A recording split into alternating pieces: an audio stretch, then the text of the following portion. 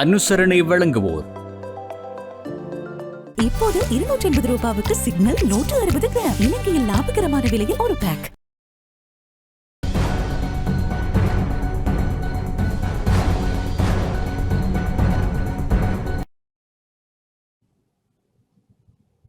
வணக்கம்.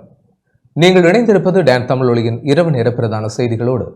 செய்தியுடன் இணைந்திருக்கும் நான் கேலிஸ் பீட்டர் சேவியர். முதலில் தலைப்புச் செய்திகள்.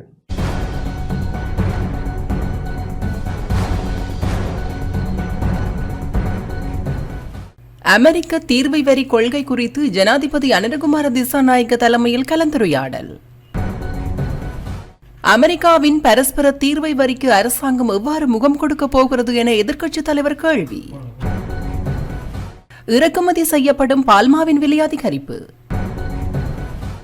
யாழ்ப்பாணம் செம்மணி மனித புதைகுழியின் அகழ்வு பணிகள் தற்காலிகமாக நிறுத்தம். பிரபாகரன் பயன்படுத்திய நிலக்கீழ் பதுங்கு குழியை தோண்டும் நடவடிக்கைகள் இன்று இடைநிறுத்தம்.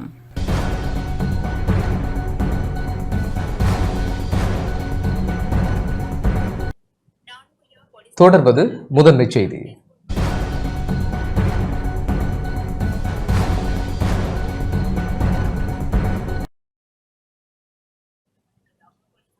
அமெரிக்க தீர்வை வரி கொள்கை குறித்து ஜனாதிபதி அனுரகுமார திசாநாயக்க தலைமையில் இன்று கலந்துரையாடப்பட்டது.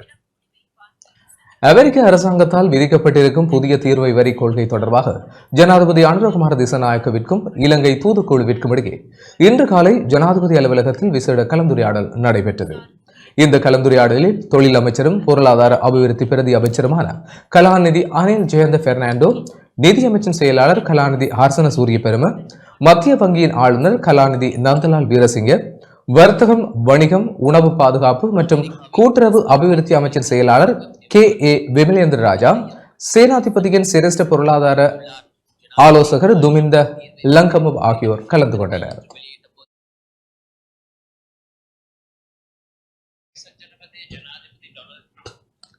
இதேவேளை இலங்கையிலிருந்து அமெரிக்காவுக்கு இறக்குமதி செய்யப்படும் பொருட்களுக்கான வரியை 30% நிர்ணயித்துள்ளதாக அமெரிக்க ஜனாதிபதி டொனால்டு ட்ரம்ப் அறிவித்துள்ளார். இந்த வரி விகித அறிவிப்பு குறித்து அமெரிக்க வெள்ளை மாளிகையில் இருந்து ஜனாதிபதி அனுரகுமார திசாநாயக்கவிற்கு கடிதம் அனுப்பப்பட்டுள்ளது. குறித்த கடிதத்தில் புதிய வரி வீதங்கள் அறிவிக்கப்பட்டுள்ளன. அந்த வகையில் இந்த புதிய வரி விதிப்பு ஆகஸ்ட் மாதம் 1ஆம் தேதி முதல் அமலுக்கு வரவுள்ளது. முன்னதாக இலங்கை மீது அமெரிக்க ஜனாதிபதி 44% வரி விதித்திருந்தார். வர்த்தக ஒப்பந்தங்கள் மற்றும் கட்டணங்கள் தொடர்பாக மேலும் 7 நாடுகளுக்கு புதிய கடிதங்களை வெளியிட உள்ளதாக அமெரிக்க ஜனாதிபதி டொனால்டு ட்ரம்ப் அறிவித்தார். இலங்கையை தவிர அல்ஜீரியா, ஈராக் மற்றும் லிபியா ஆகிய நாடுகளுக்கும் 30% வரி விதிக்கப்பட்டுள்ளது. எனினும் புரூனே மற்றும் மால்டோவா ஆகிய நாடுகள் 25% வரிக்கு உட்படுத்தப்பட்டுள்ளன. பிலிப்பைன்ஸ் 20% வரிக்கு உட்படுத்தப்பட்டுள்ளது.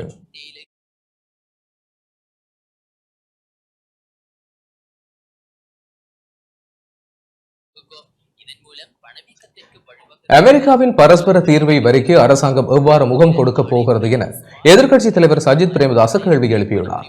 ஜனாதிபதி டொனால்டு டிரம்பின் தீர்வை வரி விதிப்பு குறித்த விசேட கருத்தை இன்று வெளியிட்ட போது எதிர்க்கட்சித் தலைவர் சஜித் பிரேமதாச இவ்வாறு தெரிவித்தார். ஐக்கிய அமெரிக்க குடியரசு ஜனாதிபதி டொனால்டு ட்ரம்ப் இலங்கையிலிருந்து அமெரிக்காவிற்கு ஏற்றுமதி செய்யப்படும் சகல பொருட்களுக்கும் 30% பரஸ்பர தீர்வை வரியை விதித்துள்ளார். இது இலங்கை நாட்டின் ஏற்றுமதிகளின் மீது கடுமையான எதிர்மறையான தாக்கத்தை ஏற்படுத்தும். ஆடை, தேயிலை, ரப்பர், தகவல் தொழில்நுட்பம் மற்றும் மீன்பிடி துறைகளுக்கு கடுமையான எதிர்மறையான தாக்கத்தை இது கொண்டுவரும். நமது நாட்டின் ஏற்றுமதியில் 26.4% பங்களிப்பை பெற்றுத்தரும் ஏற்றுமதி தளமாக அமெரிக்கா திகழ்ந்து வருகிறது. 2024ஆம் ஆண்டில் நமது நாட்டின் ஏற்றுமதி மதிப்பு 3.8 பில்லியன் அமெரிக்க டாலர்களாகும். 30% தீர்வை வரி விதிக்கப்படுவதால் ஏற்றுமதி வர்த்தகம் கடுமையான நெருக்கடிகளை எதிர்கொள்ளும். நமது நாட்டின் ஆடை ஏற்றுமதியில் 60% அமெரிக்காவிற்கே ஏற்றுமதி செய்யப்பட்டு வருகின்றன. இந்த வரி விதிப்பால் நாட்டிற்கு வரும் கொள்வனவுகளுக்கான கேள்வி 30 முதல் 40% வரை குறையும். இது இரப்பர் மற்றும் தேயிலை துறைகளின் மீது கடுமையான தாக்கத்தை ஏற்படுத்தும். நாட்டிற்குள் வரும் டாலர்களின் அளவை குறைத்து ரூபாவின் மதிப்பு குறைவதற்கும் வழிவகுக்கும். இதன் மூலம் பணவீக்கத்திற்கு வழிவகுத்து இறக்குமதி செலவுகளை அதிகரிக்கக்கூடும். இது தவிர ஆடைத்துறையில் சுமார் 3,50,000 பேர் பணிபுரிவதால் இந்த வரிகள் விதிக்கப்படுவது வேலை பாதுகாப்பிற்கு மரண அடியை ஏற்படுத்தும். நமது நாட்டை ஏற்றுமதி சார்ந்த வெளிநாட்டு நேரடி முதலீட்டு மையமாக பேணிச் செல்வதற்கு கடுமையானதொரு தடையாக இந்த வரி விதிப்பு அமைந்து காணப்படும். செய்யப்படும். இந்த கட்டமைப்பு சார் வர்த்தக நிலுவை தொடர்ந்து நீடித்து வரும் ஏற்றுமதி இடங்களை பல்வகைப்படுத்துவதன் மூலமே இதை தவிர்க்கலாம். விதிக்கப்பட்ட 44% வரியிலிருந்து 30% குறைக்கப்பட்டமையானது நமது நாட்டில் பெரிய தாக்கத்தை ஏற்படுத்தாது என்று பலர் கருதினாலும் இந்தளவு உயர்மட்ட தீர்வை வரியை விதிப்பதானது நமது நாட்டிற்கு பெரும் பாதகங்களை கொண்டு வரும். இதனால் வியட்நாம் மற்றும் வங்காளதேசம் போன்ற நாடுகளுக்கு சாதகமான சூழ்நிலையை உருவாக்கும். ஆடைத்துறையில் நாம் கொண்டிருக்கும் உயர் தயாரிப்பு நாமத்தை இழக்கும் நிலை ஏற்படலாம். பெறுமதி சேர் தேயிலை மற்றும் இரபர் சார்ந்த பொருட்களுக்கும் இதனால் பெரும் தாக்கம் ஏற்படும் என்று எதிர்க்கட்சித் தலைவர் இங்கு சுட்டிக்காட்டினார். විශේෂයෙන්ම රටට එන ඩොලර් ප්‍රමාණය අඩුවීම තුළ රුපියල අප්‍රමාණය වන්නට ඉඩකඩ තිබෙනවා.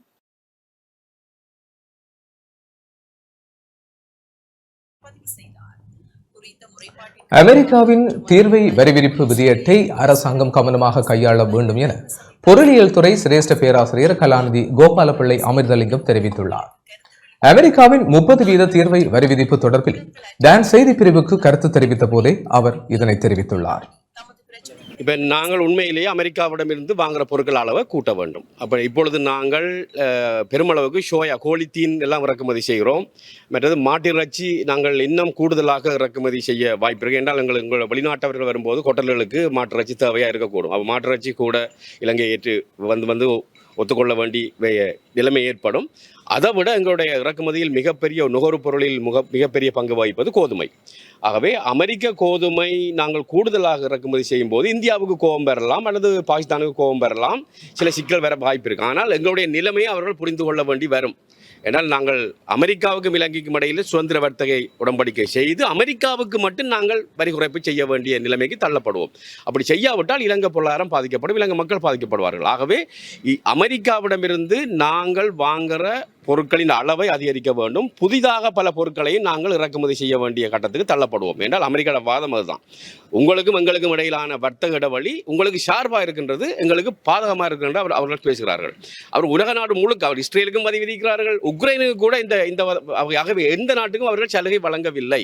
ஐரோப்பிய ஒன்றியம் அவருடைய நட்பு நாடுகள், அந்த நாடுகள் மீதும் கடுமையான வரி விதிக்கப்பட்டிருக்கின்றது. ஆகவே எந்த நாட்டுக்கும் அமெரிக்கா சலுகை வழங்கவில்லை. ஆகவே இந்த இடத்துல நாங்கள் எங்கட நாட்டு விடயங்களை மிக கவனித்து எங்கட நாட்டு மக்களுக்கு, எங்கட நாட்டில் உள்ள இளைஞர் யுவதிகளுக்கு வேலை வாய்ப்பு இழக்கப்படாத அளவுக்கு இதை கையாண்டு இந்த நிலைமையை சமாளிக்க வேண்டும் என்பதுதான் பொருளியலாளர் என்ற வகையிலே என்னுடைய வாதம்.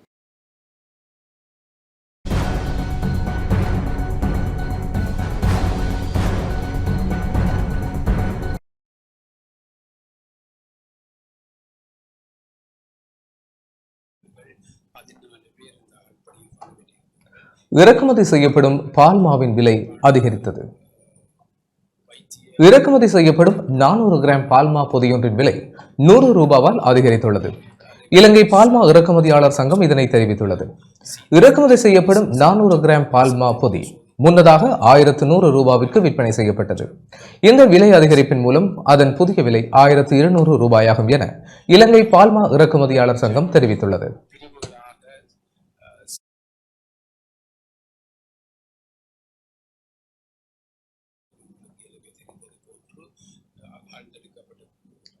பால் தேநீர் ஒன்றின் விலை 10 ரூபாவால் அதிகரிக்கும் என அகில இலங்கை சிற்றுண்டிச்சாலை உரிமையாளர்கள் சங்கம் தெரிவித்துள்ளது. அகில இலங்கை சிற்றுண்டிச்சாலை உரிமையாளர் சங்கத்தின் தலைவர் ருஷான் ஹார்சன தெரிவித்துள்ளார். இறக்குமதி செய்யப்படும் 400 கிராம் பால்மாவின் விலை 100 ரூபாவால் அதிகரிக்கப்பட்டுள்ளதன் காரணமாக இந்த தீர்மானத்தை மேற்கொண்டதாக அவர் குறிப்பிட்டுள்ளார். யாழ்ப்பாணம் செம்மணி மனித புதைக்குழியின் அகழ்வு பணிகள் இன்று முதல் தற்காலிகமாக நிறுத்தப்பட்டுள்ளன. யாழ்ப்பாணம் செம்மணி மனித புதைக்குழியின் அகழ்வு பணிகள் தற்காலிகமாக நிறுத்தப்பட்டுள்ளதுடன் மீண்டும் அகழ்வு பணிகளை எதிர்வரும் 21ஆம் தேதி ஆரம்பிப்பதற்கு உத்தேசிக்கப்பட்டுள்ளது. 24 நாட்கள் இடம்பெற்ற 1ஆம் மற்றும் 2ஆம் கட்ட அகழ்வு பணிகளில் தடயவியல் அகழ்வாய்வு தளம் ஒன்றில் 63 மனித எலும்புக்கூடுகளும், தடயவியல் அகழ்வாய்வு தளம் 2இல் 2 மனித எலும்புக்கூடுகளும் என மொத்தம் 65 மனித எலும்புக்கூடுகள் முழுமையாக அகழ்ந்து எடுக்கப்பட்டுள்ளன. அரியாலை சித்துப்பாத்தி இந்துமையான மனித புதைகுழியின் அகழ்வு பணிகள் யாழ்ப்பாண நீதிவான் நீதிமன்ற நீதிபதி ஏ ஆனந்தராஜா முன்னிலையில் தொல்லியல் துறை பேராசிரியர் ராஜ் சோமதேவ, சட்ட வைத்திய அதிகாரி செல்லையா விரணவன் ஆகியோரின் பங்கேற்புடன் முன்னெடுக்கப்பட்டன.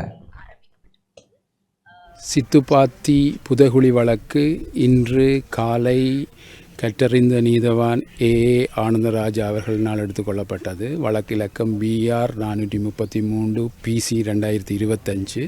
2ஆம் கட்ட அகழ்வு பணி இன்று நடைபெற்றது. அதன் 15ஆம் நாள் இன்று முடிவுற்றிருக்கிறது. மொத்தமாக ஆரம்ப கட்டத்தில் 9 நாளும் இன்று 15 நாளும் சேர்த்து 24 நாட்கள் இந்த அகழ்வு பணி நடைபெற்றது. இந்த அகழ்வு பணியில் ராஜ் சோமதேவாவின் குழுவினரும் டாக்டர் பிரணவனுடன் சேர்ந்து பல சட்ட வைத்திய அதிகாரிகள் குறிப்பாக தென்னிலங்கையிலிருந்து வந்து பங்கு பெற்றிருந்தார்கள். இந்த அகழ்வு பணியில் யாழ் பல்கலைக்கழக தொல்லியல் துறை மாணவர்கள் 14 பேர் இந்த அகழ்வு பணியில் பங்கு பெற்றிருந்தார்கள். இன்று குறிப்பாக யாழ்ப்பாண வைத்திய பீடத்தின் மாணவர்களும் இந்த அகழ்வு பணியில் நடவடிக்கையில் ஈடுபட்டிருந்தார்கள். அதைவிட சோகோ போலீசினர் என்று சொல்லப்படுகின்ற சீன் ஆஃப் கிரைம் ஆஃபீஸர்ஸ், குற்ற பிரதேசத்தை பரிசோதிக்கும் அதிகாரிகளும் யாழ்ப்பாண குற்ற தடுப்பு பிரிவு போலீசாரும் இந்த அகழ்வு நடவடிக்கையில் ஈடுபட்டிருந்தார்கள். இந்த அகழ்வு நடவடிக்கையில் 2 பிரிவுகளாக சைட் 1 சைட் 2 என்று சொல்லப்பட்ட பிரிவுகளாக இந்த அகழ்வு நடவடிக்கை நடைபெற்றது. உங்களுக்கு ஏலவே தெரிந்தது போன்று அகழ்ந்தெடுக்கப்பட்ட பாதிக்கப்பட்டவர்கள் சார்பாக, இந்த முறைப்பாட்டுக்காரர்கள் சார்பாக சொல்லப்பட்ட பிரதேசத்தில் அகழ்வு நடவடிக்கை நடைபெற்றது. அதில் 63 முழுமையான மனித மண்டை ஓட்டு தொகுதிகள் அடையாளம் காணப்பட்டு அவை முழுவதாக அகழ்ந்தெடுக்கப்பட்டன. அதே நேரம் பேராசிரியர் ராஜ் சோமதேவா அவர்களினால் அடையாளப்படுத்தப்பட்ட சேட்டலைட் மூலம் அடையாளப்படுத்தப்பட்ட புதைகுழியிலிருந்து 2 முழுமையான மண்டை ஓட்டு தொகுதிகள் அகழ்ந்தெடுக்கப்பட்டிருக்கின்றன.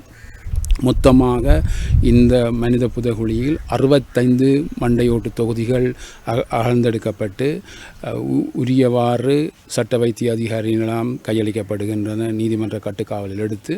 அதோடு எடுக்கப்பட்ட பிற பொருட்களும் பாதுகாப்பாக நீதிமன்ற கட்டுக்காப்பில் வைக்கப்படுகின்றன. இந்த 2ஆம் கட்ட அகழ்வு பணி இன்றுடன் நிறைவு அடைகின்றது. இதற்கொரு தற்கால இடைநிறுத்தம் வழங்கி மீண்டும் 21ஆம் தேதி இந்த அகழ்வு பணி தொடர இருக்கின்றன. 2ஆம் கட்ட அகழ்வு பணியின் இறுதி நாளான இன்று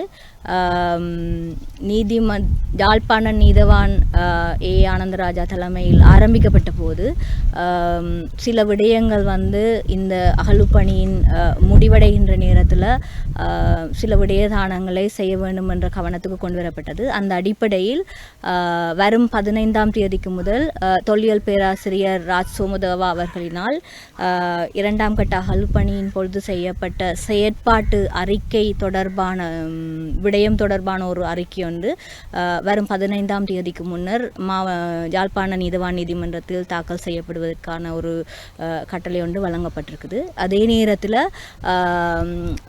மனித என்பு எச்சம் 25 பாடசாலை பையுடனும் அதே நேரத்தில் வேறு பல சான்று பொருட்களோடையும் அகழ்ந்து எடுக்கப்பட்ட அந்த மனித எச்சம் தொடர்பான மனித எலும்பு ஆய்வு தொடர்பான அறிக்கையை சட்ட வைத்தியர் பிரணவன் செல்லையா அவர்களினால் வரும் 15ஆம் தேதிக்கு முன்னர் நீதிமன்றத்தில் தாக்கல் செய்யும்படி நீதவானினால் கட்டளை ஒன்று ஏற்படுத்தப்பட்டிருக்குது.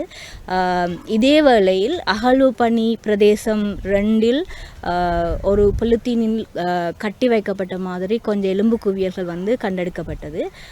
அந்த கண்டெடுக்கப்பட்ட எலும்பு கூடுகளில் சிறிய மற்றது பெரிய எலும்பு பகுதிகள் காணப்பட்டதால் பாதிக்கப்பட்டவர் சார்பாக மன்றில் தோன்ற எங்களால் நீதவானுக்கு அது தொடர்பான கருத்து கவனத்துக்கு கொண்டு வரப்பட்டு அது தொடர்பான மனித எலும்பு ஆய்வுகள் தொடர்பான அறிக்கை ஒன்று நீதிமன்றத்துக்கு சமர்ப்பிக்கப்பட வேண்டும் என்ற விண்ணப்பம் செய்யப்பட்டது. அதன் அடிப்படையில் இன்று கௌரவ நீதவான் அவர்கள் சட்ட வைத்தியர் பிரணவன் செல்லையா அவர்களுடைய தலைமையில் சட்ட வைத்திய அதிகாரிகள் ஒன்றிணைக்கப்பட்ட குழு ஒன்றை விசேடமாக உருவாக்கி அது தொடர்பான ஆக குறைந்த மனித உடலங்களுடைய எண்ணிக்கை தொடர்பான விடயத்தை அந்த எடுக்கப்பட்ட தொகுதி எலும்புகளிலிருந்து ஆராய்ந்து அது தொடர்பான அறிக்கையையும் நீதிமன்றத்துக்கு சமர்ப்பிக்க சொல்லி என்று சொல்லப்பட்டிருக்கு.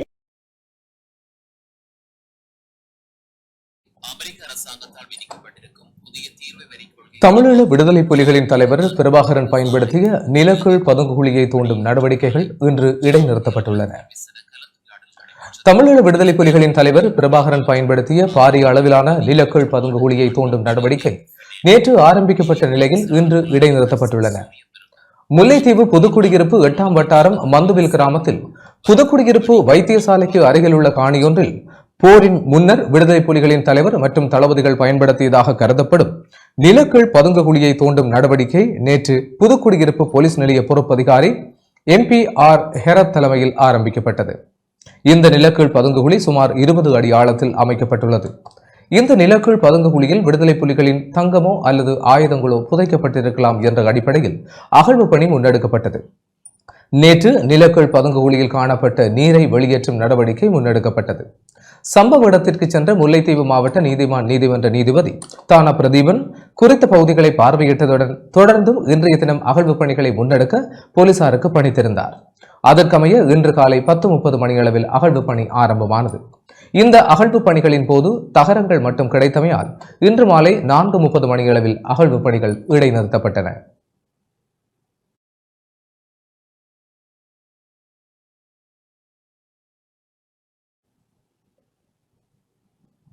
யாழ்ப்பாணம் தையெட்டி சட்டவிரோத விகாரியை அகற்றக் கோரி இன்றும் போராட்டம் முன்னெடுக்கப்பட்டுள்ளது.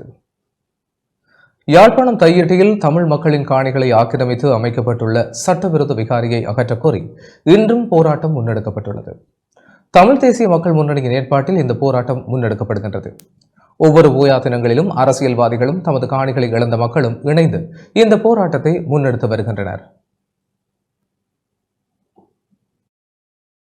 தையெட்டியில் தனியாருடைய காணிகளை சட்டவிரோதமாக ஆக்கிரமித்து இங்கே ஒரு விகாரியை கட்டி அமர்ந்திருக்கின்ற இந்த பௌத்த பிக்குவினுடைய இனவெறி செயல்பாட்டினாலே தமிழ் மக்கள் மத்தியில் பெரும் ஆத்திரம் பொங்கிக் கொண்டிருக்கின்றது.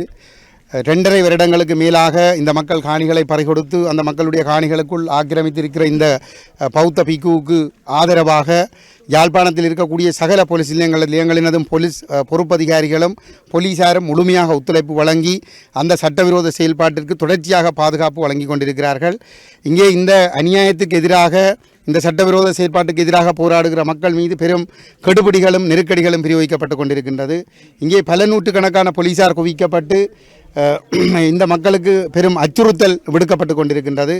இங்கே வந்திருக்கின்ற தமிழ் ஊடகங்கள் கூட சுதந்திரமாக செயல்பட முடியாத நிலைமை காணப்படுகிறது. இங்கே வருகின்ற சிங்கள ஊடகங்களுக்கு ஒரு விதமான ஒரு அணுகுமுறையையும் தமிழ் ஊடகங்கள் மீது இன்னொரு விதமான கெடுபிடிகளையும் இந்த போலீசார் அரங்கேற்றி கொண்டிருக்கின்றார்கள். போலீசாருடைய இந்த இனவாத செயல்பாட்டை நாங்கள் மிக வன்மையாக கண்டிக்கின்றோம். சட்டம் ஒழுங்கை பாதுகாக்க வேண்டிய போலீசார் இனவாதமாக மதவாதமாக தமிழர்களுக்கு எதிராக திட்டமிட்டு செயல்படுகின்ற காரணத்தினாலே இந்த ஒரு சாதாரணமான ஒரு சட்டவிரோத காணிக்குள் குடியிருக்கின்ற இந்த பிக்குவை வெளியேற்றி ஒரு சுமூகமான சூழலை ஏற்படுத்த முடியாமல் இருக்கிறது. போலீசார் ஏன் இந்த பிக்குவுக்கு அடிபணிந்து அடிமைகள் போன்று நடந்து கொண்டிருக்கிறார்கள் என்பது எங்களுக்கு புரியவில்லை. எங்களை பொறுத்தவரையிலே நாங்கள் இந்த காணிகளை விடுவிப்பதற்கு என்ற கோரிக்கையை முன்வைத்து நாங்கள் போராடி கொண்டே இருப்போம். இந்த நாட்டினுடைய ஜனாதிபதியாக வந்திருக்கக்கூடிய அனுரகுமார திசாநாயக்கா கடந்த ஜனவரி மாதம் இந்த மாவட்டத்தில் இருக்கக்கூடிய பிரச்சனைகளை எல்லாம் தீர்த்து வைக்கப் போகிறேன் என்று சொல்லிக்கொண்டு யாழ்ப்பாணம் மாவட்ட செயலகத்திலே நடைபெற்ற ஒருங்கிணைப்பு குழு கூட்டத்திற்கு தலைமை தாங்கியவர். அந்த கூட்டத்திலே எங்களுடைய தலைவரால் இந்த காணிகள் விடுவிக்கப்பட வேண்டும், இந்த விகாரை அகற்றப்பட்டு காணிகள் கையளிக்கப்பட வேண்டும் என்ற கோரிக்கை முன்வைக்கப்பட்டு இன்று 6 மாதங்கள் முடிவடைந்திருக்கின்றது. இன்று வரை ஆக்கப்பூர்வமான நடவடிக்கைகள் எதுவும் எடுக்கப்படவில்லை. தமிழர் தாயகத்தினுடைய ஆக்கிரமிப்பு கடந்த 77 வருடங்களுக்கு மேலாக இடம்பெற்று வருகிறது. ஸ்ரீலங்கா அரசினுடைய இந்த இராணுவ கட்டமைப்பினுடைய தலைவராக இருக்கின்ற ஜனாதிபதி அனுரகுமார திசாநாயக்க அவர்களுடைய முழு அனுமதியோடும் தான் இந்த அனைத்து விடயங்களும் நடைபெற்று கொண்டிருக்கிறது. ஆகவே இங்கே தெரிவு செய்யப்பட்டிருக்கிற இந்த புதிய அரசாங்கம் இன அழிப்பு செய்து ஸ்ரீலங்கா அரசினுடைய தொடர் இன அழிப்பு கட்டமைப்பினுடைய அந்த தலைவர்கள் அடிக்கடி மாற்றப்பட்டு கொண்டிருந்தாலும் கூட ஒரு நிறுவனம் பயப்படுத்தப்பட்ட அரசு இங்கே தோற்றம் பெற்றிருக்கிறது. அதனை நாங்கள் மிக தெளிவாக விளங்கிக் கொள்ள வேண்டும். உங்களுக்கு தெரியும், குறிப்பாக ஸ்ரீலங்கா இராணுவத்தினுடைய இராணுவ தலைமைச் செயலகங்கள் 19 தலைமைச் செயலகங்களிலே 15க்கு மேற்பட்ட தலைமைச் செயலகங்கள் வடகிழக்கிலும், குறிப்பாக வடக்கிலே அந்த 15க்கு மேற்பட்ட அந்த தலைமைச் செயலகங்களிலே பெரும்பான்மையானவை வடக்கு மாகாணத்திலும் இருக்கிறதுக்கான அந்த காரணங்களை நீங்கள் மிக தெளிவாக விளங்கிக் கொள்ளலாம். இந்த தையிட்டி விகாரை கஜேந்திரன் அவர்கள் எங்களுடைய முன்னாள் பாராளுமன்ற உறுப்பினர் சொன்னது போல இது இராணுவத்தினாலே கட்டி வடிவமைக்கப்பட்ட கொண்டு நடத்தப்படுகிற விகாரை என்பதனை அங்கே பேர்பலகையிலே அவர்கள் பொருத்தி இருக்கிறார்கள் என்று சொன்னால் இந்த சிங்கள பௌத்த பேரினவாத அரசினுடைய மனோநிலையை நாங்கள் மிக தெளிவாக புரிந்து கொள்ளலாம். ஆகவே இலங்கை அரசினுடைய இந்த இன அழிப்பு இராணுவத்தினுடைய கட்டமைக்கப்பட்ட அல்லது அமைப்பியல் சார் இந்த நிறுவனமயப்படுத்தப்பட்ட இந்த இனப்படுகொலையை தடுத்து நிறுத்த வேண்டும் என்று சொன்னால் தமிழர்களுடைய வடகிழக்கு தமிழர் தாயகம் அங்கீகரிக்கப்பட்டு அவர்கள் தங்களை தாங்களே ஆளுகின்ற ஒரு சட்ட ஏற்பாட்டைக்காக நாங்கள் சென்றே ஆக வேண்டும். இந்த போராட்டங்கள் அனைத்தும் சிங்கள மக்களுக்கு எதிரானதோ அல்லது நியாயமான முற்போக்கு சக்திகளுக்கு எதிரானதோ அல்ல. இது இனவாத நோக்கத்தோடு இராணுவ மயமாக்கத்தை இலக்காக கொண்டு இராணுவத்தினரால் அமைக்கப்பட்ட ஒரு சட்டவிரோத விகாரைக்கு எதிராக நாங்கள் போராடி வருகின்றோம். அவ்வாறான நிலைமையிலே இந்த சட்டவிரோத விகாரைக்கு இலங்கையிலே தற்போதும் ஆட்சியிலே இருக்கின்ற அரசாங்கம் தொடர்ச்சியாக எந்த விதமான நடவடிக்கைகளையும் எடுக்காது போலீஸ் பாதுகாப்பு வழங்கி வருகின்றது.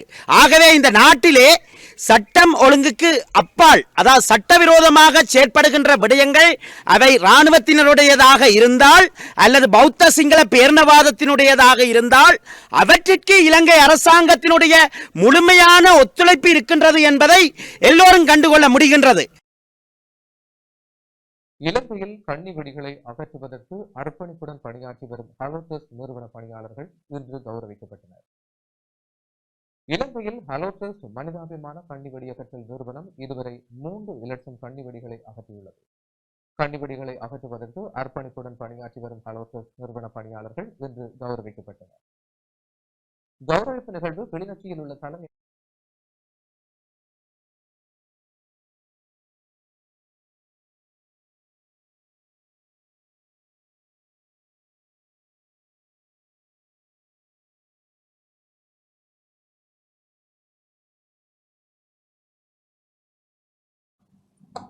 இந்த கௌரவிப்பு நிகழ்வானது கிளிநொச்சியில் உள்ள தலைமை அலுவலகத்தில் நடைபெற்றது. திட்ட உதவி முகாமையாளர் தலைமையில் நடைபெற்ற இந்த கௌரவிப்பு நிகழ்வில் ஹலோடெஸ் நிறுவன உத்தியோகத்தர்கள் பணியாளர்கள் பலர் கலந்து கொண்டனர்.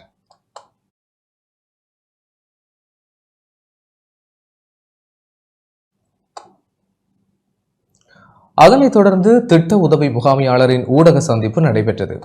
குறித்த ஊடக சந்திப்பில் கருத்து தெரிவித்த உதவி முகாமையாளர், ஹலோடெஸ் உலகின் மிகப்பெரிய மனிதாபிமான கண்ணிவெடி அகற்றும் அமைப்பாகும். இது 30க்கும் மேற்பட்ட நாடுகளில் திட்டங்களை கொண்டுள்ளது. 1989ஆம் ஆண்டு நிறுவப்பட்டதிலிருந்து ஹலோடெஸ் வரலாற்றில் 3 லட்சம் கண்ணிவெடிகளை கண்டுபிடித்து அகற்றிய 2வது திட்டமாக இலங்கை உள்ளது என தெரிவித்தார். Special celebration, we have reached a historic milestone of 300,000 landmines destroyed and safe land returned to the people of the Northern Province. So today is all about celebrating that achievement, in particular giving thanks to our staff, over 1,000 men and women. Mannar நகரசபை தவிசாளர் Daniel Vasanthan Mannar police நிலையத்தில் வாக்குமூலம் வழங்கியுள்ளார். மன்னார் நகரசபையில் இடம்பெற்ற கடந்த கால ஊழல் மோசடிகளை சட்ட ரீதியான விசாரணைக்கு உட்படுத்துகின்ற போது ஊழல்வாதிகள் யார் என்பது தெரியவரும் என மன்னார் நகரசபை தவிசாளர் டேனியல் வசந்தன் தெரிவித்துள்ளார். மன்னார் நகரசபை தவிசாளர் டேனியல் வசந்தன் பொய்யான தகவல்களை ஊடகங்களுக்கு வெளிப்படுத்தி தனது நட்பெயருக்கும் அதே நேரம் அரச செயல்பாட்டுக்கும் களங்கம் ஏற்படுத்தியதாக மன்னார் நகரசபையின் முன்னாள் தவிசாளர் ஆண்டனி டேவிட்சன் கடந்த செவ்வாய்க்கிழமை மாலை மன்னார் போலீஸ் நிலையத்தில் முறைப்பாடு ஒன்றை பதிவு செய்தார். குறித்த முறைப்பாட்டிற்கு அமைவாக இன்று மதியம் மன்னார் போலீஸ் நிலையத்திற்கு விசாரணைகளுக்காக சென்ற மன்னார் நகரசபை தவிசாளர் டேனியல் வசந்தன் வாக்குமூலத்தை பதிவு செய்த பின்னர் ஊடகங்களுக்கு கருத்து வெளியிட்டார். தாங்கள் குற்றமற்றவர்கள், ஊழல்கள் அற்றவர்கள் என தெரிவித்தால் குறித்த விடயம் தொடர்பில் நீதிமன்றத்தை நாடி தமது பிரச்சனைகளை நிவர்த்தி செய்து கொள்ள முடியும். அத்துடன் நீதிமன்றத்தை நாடுகின்ற போது கடந்த காலத்தில் மன்னார் நகரசபையில் இடம்பெற்ற ஊழல் மோசடிகள் தொடர்பான ஆவணத்தை சமர்ப்பிக்க முடியும்.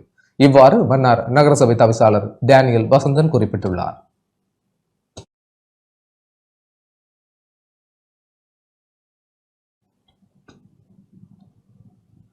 கொழும்பு மட்டக்குழியில் வீடொன்றில் தங்க நகைகளை திருடிய சம்பவம் தொடர்பில் பெண் ஒருவர் கைது செய்யப்பட்டுள்ளார்.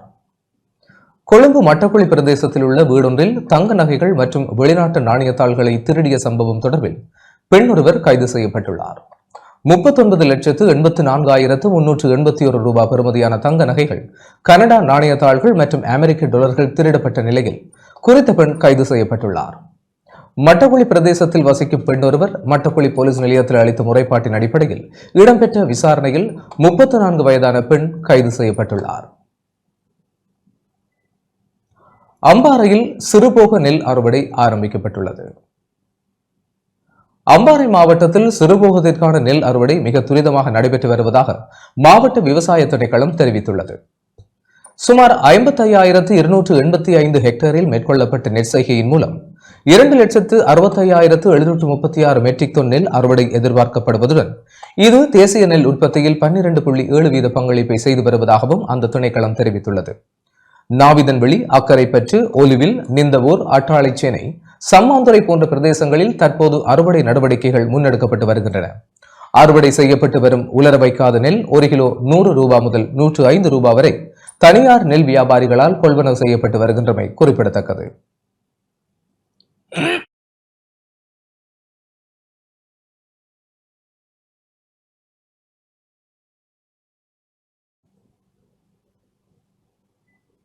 நுவரெலியா ஹேட்டன் சிங்கமலை நீர்த்தேக்கத்தில் இருந்து நீர் எடுப்பதை ஹேட்டன் நீர்வளங்கள் பிரிவு நிறுத்தியுள்ளது. நுவரெலியா ஹேட்டன் நகரத்திற்கு நீர் வழங்கும் பிரதான நீர்த்தேக்கமான சிங்கமலை நீர்த்தேக்கத்தில் இருந்து நீர் எடுப்பதை ஹேட்டன் நீர்வளங்கள் பிரிவு நிறுத்தியுள்ளது. நேற்று மாலை நீரில் மூழ்கி பாடசாலை மாணவர் ஒருவர் உயிரிழந்ததை தொடர்ந்து நீர்வளங்கள் பிரிவு நீர் விநியோகத்தை நிறுத்தியுள்ளது. ஹட்டன் நீர்வளங்கள் சபை இதுவரை சிங்கமலை நீர்த்தேக்கத்திலிருந்து பல நீர் மாதிரிகளை எடுத்து ஆய்வு சோதனைகளுக்கு அனுப்பியுள்ளது. இன்று அம்பகமுவ சுகாதார மருத்துவ அதிகாரிகள் மற்றும் ஹட்டன் நீர்வளங்கள் சபையின் பதில் அதிகாரி லால் விஜயநாயக்க மற்றும் அவரது குழுவினர் சிங்கமலை நீர்த்தேக்கத்தில் ஆய்வை மேற்கொண்டனர். ஹட்டன் நீர்வளங்கள் சபைக்கு 2 நீர்மூலங்கள் இருந்தாலும் சிங்கமலை நீர்த்தேக்கத்திலிருந்து நீரை எடுக்க முடியாததால் மக்களுக்கு நாளாந்தம் 2 மணி நேரம் நீரை வழங்க முடியாது என அதிகாரிகள் குறிப்பிட்டுள்ளனர். ஆய்வக சோதனைகளுக்கு பிறகு அறிக்கைகளின் அடிப்படையில் மேலதிக நடவடிக்கை எடுக்கப்படும் எனவும் நீர் வழங்கல் சபை அதிகாரிகள் தெரிவித்துள்ளனர்.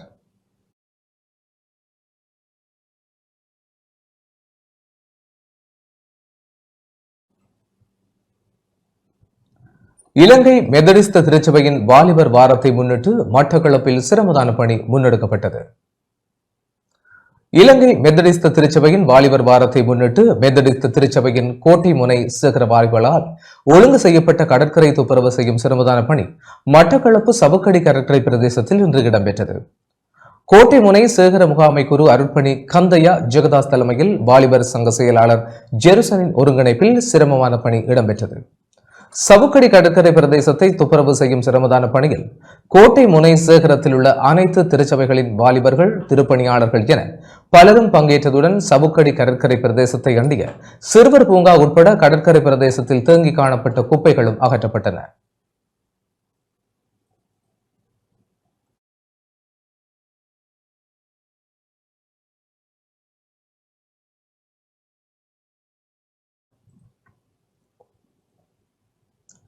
திருகோணமலை விக்னேஸ்வரா மகாவித்தியாலயத்தில் மாணவர் சந்தை நிகழ்வு இடம்பெற்றது.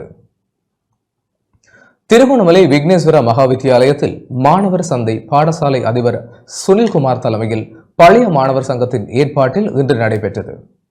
ஆரம்ப நிகழ்வில் திருகோணமலை மாநகர சபை முதல்வர் கந்தசாமி செல்வராசா உட்பட உள்ளூராட்சி மன்ற உறுப்பினர்களும் கலந்து கொண்டனர். பாடசாலை சமூகம் சார்பில் விருந்தினர்கள் மலர் மாலைகள் அணிவிக்கப்பட்டு நினைவு சின்னங்கள் வழங்கி கௌரவிக்கப்பட்டனர். பழைய மாணவர் சங்க நிர்வாகிகள், ஆசிரியர்கள் என பலரும் மாணவர் சந்தை நிகழ்வில் கலந்து கொண்டனர்.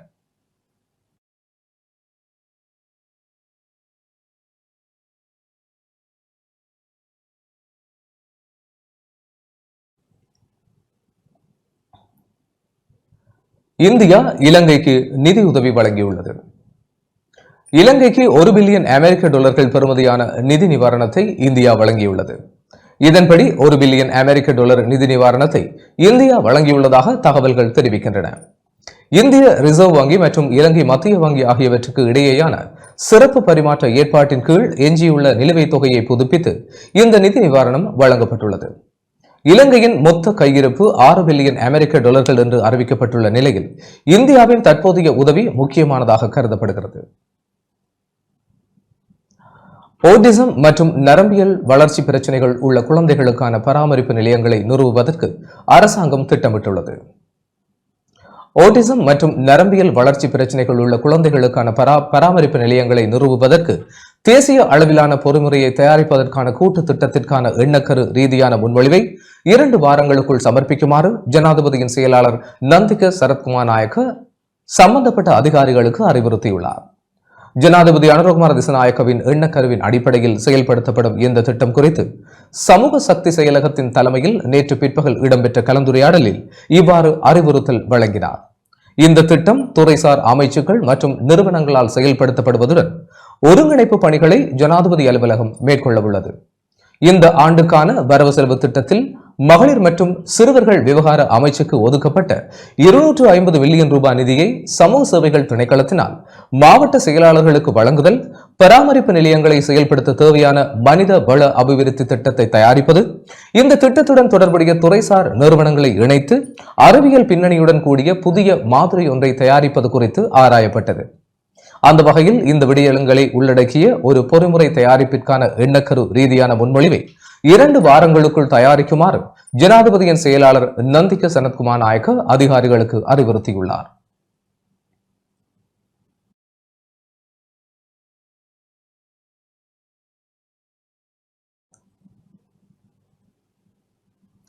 கிளிநொச்சியில் பெண்களுக்கான மருத்துவ முகாம் ஒன்று இன்று முன்னெடுக்கப்பட்டது.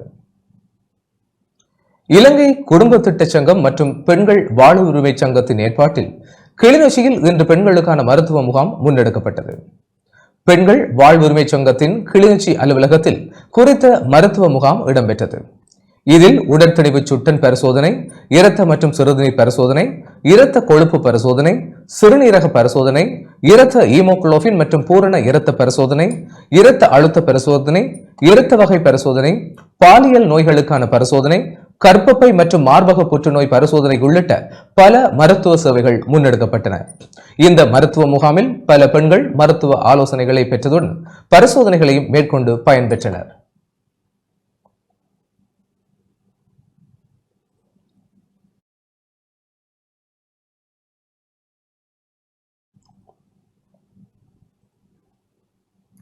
நுவரேலியா ஹேட்டன் வீதியில் இடம்பெற்ற விபத்தில் 8 பேர் படுகாயமடைந்துள்ளனர்.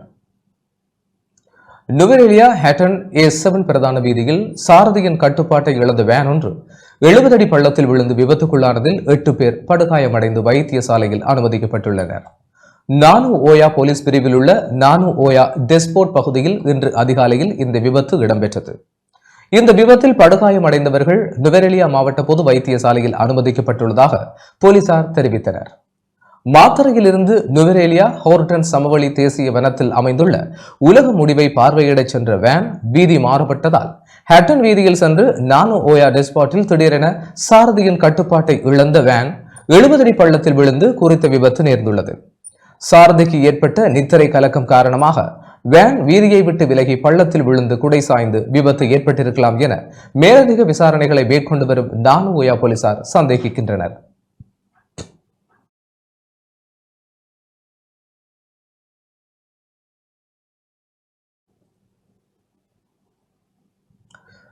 மட்டக்களப்பு மெத்தடிஸ்ட் மத்திய கல்லூரியின் சாரணர் ஒன்று கூடல் இன்று இடம்பெற்றது. மட்டக்களப்பு மெத்தடிஸ்ட் மத்திய கல்லூரியில் சாரணியம் ஆரம்பிக்கப்பட்டு 108 ஆண்டுகள் நிறைவடையும் நிலையில் துருப்புக்கான டி-ஷர்ட் அறிமுக நிகழ்வும் புதிய சாரண தலைவர்களை குழுவில் இணைத்துக் கொள்வதற்குமான நிகழ்வு இன்று நடைபெற்றது. கல்லடி கடற்கரையில் குழுச்சாரண தலைவர் ஆவனா சந்திர சர்மன் தலைமையில் நிகழ்வு இடம்பெற்றது. துருப்பில் புதிதாக இணைந்து கொண்ட சாரண தலைவர்கள் சாரணர்களால் துருப்புக்கான கழுத்துக்குட்டை அணிவித்து சாரண முறைப்படி வரவேற்கப்பட்டனர். சாரணிய மாணவர்களின் பல்வேறு நிகழ்வுகள் நடைபெற்றதுடன் சாரணிய உரைகளும் இடம்பெற்றன.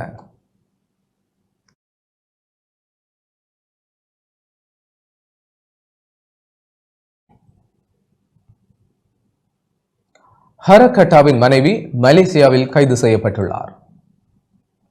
ஹரகட்டா என அழைக்கப்படும் நதும் சிந்தகவின் மனைவி அவரது குழந்தையுடன் நேற்று மலேசியாவில் கைது செய்யப்பட்டுள்ளார். இந்த கைது நடவடிக்கையானது கனேமுல்ல சஞ்சீவவின் கொலைக்கு பின்னணியில் இருந்ததாக சந்தேகிக்கப்படும் பாதாள குழு உறுப்பினரான கெஹில் பத்தர பத்தமே மற்றும் கமாண்டோ சாலிண்டா ஆகியோரை கைது செய்வதற்காக மேற்கொள்ளப்பட்டுள்ளது. கனேமுல்ல சஞ்சீவ கொலைக்கு பிறகு கெஹல் பத்தர பத்மே துபாயில் இருந்து மலேசியாவுக்கு தப்பிச் சென்றதாக தெரிய வருகிறது. ஹரகட்டாவின் மனைவி மற்றும் குழந்தை உள்ளிட்ட குழு மலேசியாவில் இருந்து தாய்லாந்திற்கு படகு மூலம் தப்பிச் செல்ல முயன்ற போது இவ்வாறு கைது செய்யப்பட்டனர். கைது செய்யப்பட்டவர்களில் கனேமுல்ல சஞ்சீவவின் கொலையுடன் தொடர்புடைய முக்கிய சந்தேக நபர்களில் ஒருவரான இஷாரா செய்வந்தியும் உள்ளாரா என்பது இன்னும் உறுதிப்படுத்தப்படவில்லை. இந்த நிலையில் முழுமையான தகவல்கள் கிடைத்தவுடன் கைது செய்யப்பட்ட நபர்களை இலங்கைக்கு அழைத்து வர நடவடிக்கை எடுக்கப்படும் என போலீசார் தெரிவித்துள்ளனர்.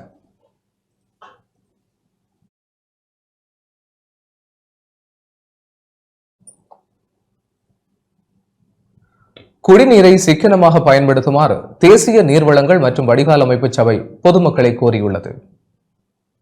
நிலவும் வறட்சியான காலநிலை காரணமாக குடிநீரை சிக்கனமாக பயன்படுத்துமாறு தேசிய நீர்வளங்கள் மற்றும் வடிகால் அமைப்பு சபை பொதுமக்களை கோரியுள்ளது. நாட்டின் பல்வேறு பகுதிகளில் வறட்சியான காலநிலை நிலவுவதால் நீர்நிலைகளின் நீர்மட்டம் குறைவடைந்து வருகிறது. கடும் வெப்பத்துடன் கூடிய காலநிலை காரணமாக மக்களின் நாளாந்த நீர் தேவையும் அதிகரித்துள்ளது.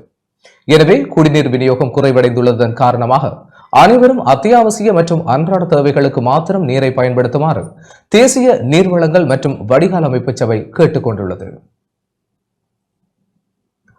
யாழ்ப்பாணம் கீரிமலை பகுதியில் வெடிகுண்டு மீட்கப்பட்டுள்ளது. யாழ்ப்பாணம் கீரிமலை புதுக்கொலனி பகுதியில் உள்ள தனியார் காணியொன்றில் இருந்து வெடிகுண்டு ஒன்று மீட்கப்பட்டுள்ளது. குறித்த காணியில் துப்புரவு பணிகள் மேற்கொள்ளப்பட்ட போது வெடிகுண்டு அவதானிக்கப்பட்டுள்ளது. அதனை அடுத்து தெல்லிப்பளை போலீசாருக்கு தகவல் வழங்கப்பட்டதை அடுத்து போலீஸ் விசேட அதிரடிப்படையினர் குறித்த வெடிகுண்டை பாதுகாப்பாக மீட்டுச் சென்றுள்ளனர்.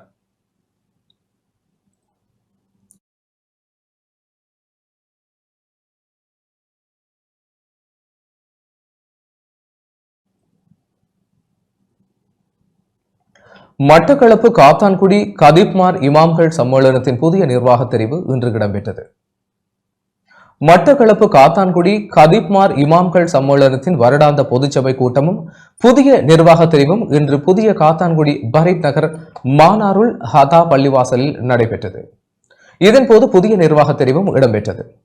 காத்தான்குடி கதீப்மார் இமாம்கள் சம்மேளனத்தின் ஆயுட்கால தலைவராக சிரேஷ்ட உலாமாக்களில் ஒருவரான மௌலவி AL ஆதம் லபை பலாஹி தெரிவு செய்யப்பட்டார். புதிய தலைவராக மௌலவி SM முஸ்தபா, செயலாளராக மௌலவி நௌபர், பொருளாளராக மௌலவி பாஹிம் ஆகிய நிர்வாக சபை உறுப்பினர்களும் தெரிவு செய்யப்பட்டனர். இன்றைய பொதுக்கூட்டத்தில் விசேட உரையை மௌலவி மன்சூர் நிகழ்த்தினார்.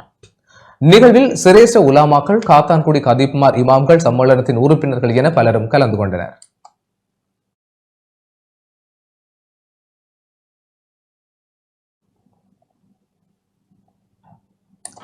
லிந்துகலை மட்டுக்கலை தோட்டத்தில் சட்டவிரோதமான முறையில் மதுபானங்களை விற்பனை செய்யவிருந்த ஒருவர் கைது செய்யப்பட்டார். லிந்துகலை போலீஸ் பிரிவுக்குட்பட்ட மட்டுக்கலை தோட்டத்தில் சட்டவிரோதமான முறையில் இன்று மதுபானங்களை விற்பனை செய்யவிருந்த ஒருவரை நேற்று மாலை நுவரெலியா மாவட்ட ஊழல் தடுப்பு பிரிவின் அதிகாரிகள் கைது செய்துள்ளனர்.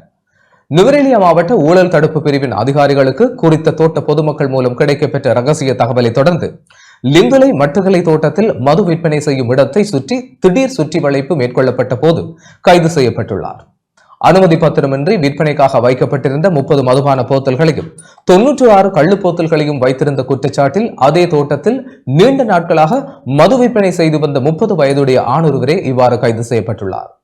இதன்போது கைது செய்யப்பட்ட சந்தேக நபரையும் அவரிடமிருந்து மீட்கப்பட்ட மதுபான போத்தல்களையும் பறிமுதல் செய்து லிந்துலை போலீஸ் நிலையத்தில் ஒப்படைக்கப்பட்டுள்ளது. சந்தேக நபரை போலீஸ் நிலையத்தில் தடுத்து வைத்து விசாரணைகளை மேற்கொண்டு பின்னர் அவரை நுவரெலியா மாவட்ட நீதிமன்றத்தில் முற்படுத்துவதற்கான நடவடிக்கைகளை லிந்துலை போலீசார் மேற்கொண்டு வருகின்றனர்.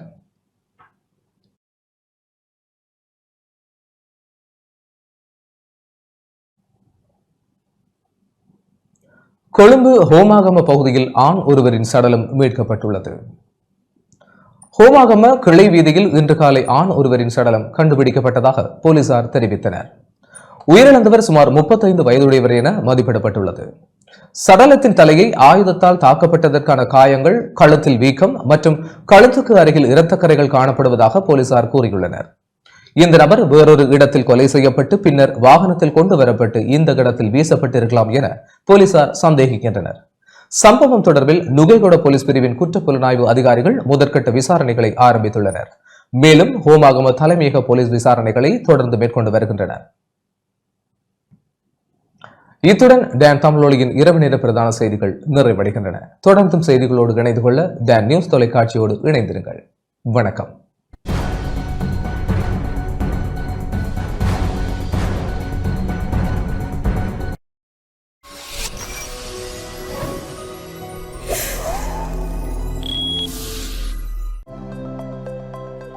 அனுசரணை வழங்கியோர் இப்போது 280 ரூபாவுக்கு சிக்னல் 160 கிராம். இலங்கையில் லாபகரமான விலையில் ஒரு பேக்.